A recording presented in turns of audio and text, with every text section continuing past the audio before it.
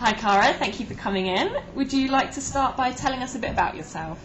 Okay, my name's Cara Phelps. I'm a 27-year-old South African. I'm living and working in the UK on a highly skilled migrant visa. I'm an enthusiastic educator with a passionate commitment towards student development. I am an outstanding communicator and an active team member. I love to work with children, and I have plenty of experience with interactive learning, outcomes-based education, and classroom management. Okay, and tell me a bit about the qualification that you hold. Okay, I qualified in 2004 with a Bachelor of Social Science. I majored in English and Social Anthropology. I then went on to do a postgraduate degree in education, and I qualified in 2006 with the PGCE. Okay, and where have you most recently been teaching? I most recently taught at a primary school in South Africa. The name of the school was Kloof Senior Primary School, and I taught as a grade 7 educator for a year and a half. I finished teaching there in June this year when I travelled over to London. Okay, and how would you describe that school, or what the pupils are like? The school is a co-educational public school that offers quality education to pupils year 4 to year 7. The educators there were brilliant and basically offered holistic, well-balanced education to pupils. At times the pupils could get challenging, but we did also have a strict discipline policy in place, and therefore they were kept in check a lot of the time, most of the time. Great. And other than the grade 7, which I believe translates to the equivalent of about year 7 here, do you have experience with other year groups as well? Yes, I have experience working with and teaching year 4 to year 7, which is ages 7 to 11, Key Stage 2.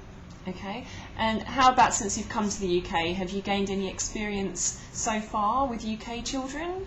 Yes, I have actually been tutoring year 4, extra lessons. And how's that been going? I've been loving it.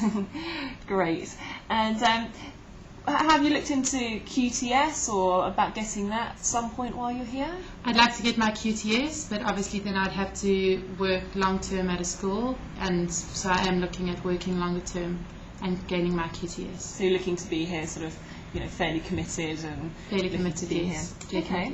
And when you were talking about your last teaching position, what sort of size of class would you be teaching? What are you accustomed to?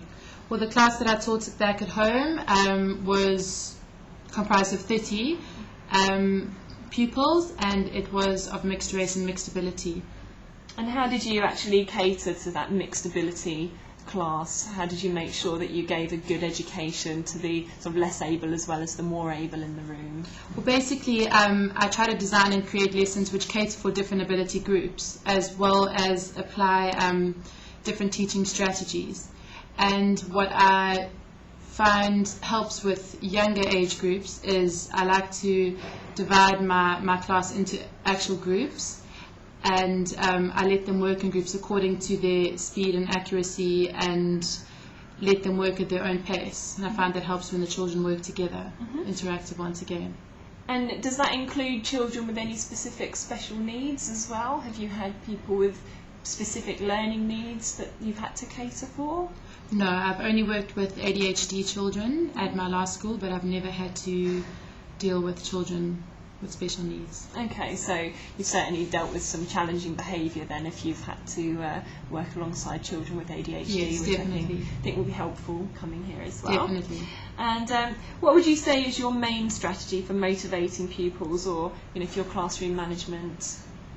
Okay, well, I believe that by maintaining a positive environment, you're automatically motivating your students in the classroom.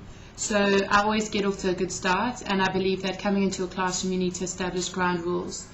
I also think that you need to learn the students' names, get to know them on a one-to-one basis, and this applies to supply teaching as well.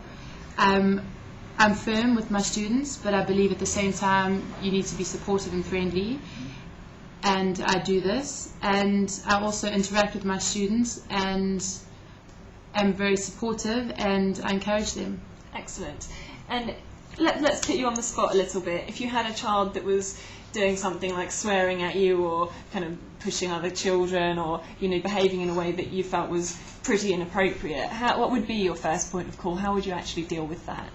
Well, I've never actually been one for shouting and screaming. I like to remain calm and keep my temper in check, because I find that if you do get a bit carried away, the rest of the class seems to get a bit carried away with you.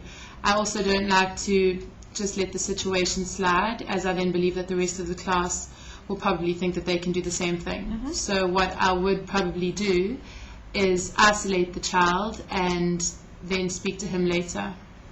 Which I think is quite a good strategy, really. Yes. And are you looking for long-term temping sort of work, or are you looking for something permanent? What are your plans? Well, at the moment I'm looking for long-term temp work or permanent work, but also I will do supply work at the moment, because I'd like to get a taste of what UK schooling is all about, the system. Okay, and finally, what would you say is your greatest asset? You know, what would you really bring to the classroom? Okay, well, I do believe that I have many great assets. I am self-confident, I take pride in my work, and I do strive for excellence. I'm very well organised. I like to have my lessons planned. I have a regular routine, and I like to have materials on hand in case things go wrong. I always like to have things planned in order. I also motivate my students to work hard and to work independently, and I like to establish quality relationships with my students. Great. Well, thank you very much. Thank you.